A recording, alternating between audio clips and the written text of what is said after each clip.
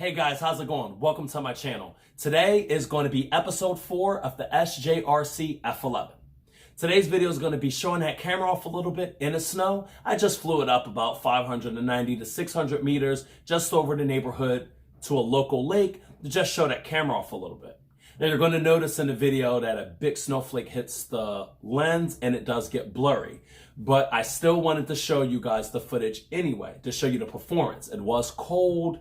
I want to say about 20 degrees, maybe a real feel of like 14 at the time. I will be bringing more content on this quadcopter showing off the camera. A lot of people are concerned about the camera. They want to know what the camera looks like. They can tell that it's a good drone, but they want to know what the camera looks like. I will also show you the footage of the video stabilized. Now all I do is, I don't do any extensive editing. All I do is I go in Google Photos and I go right down there to the menu and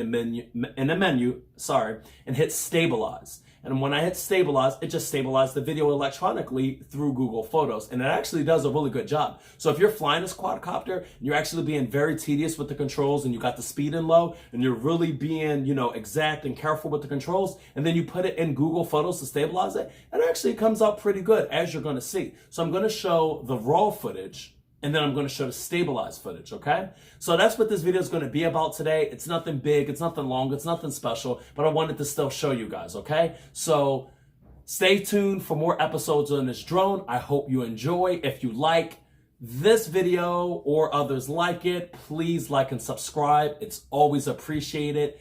Thank you. Have a good day.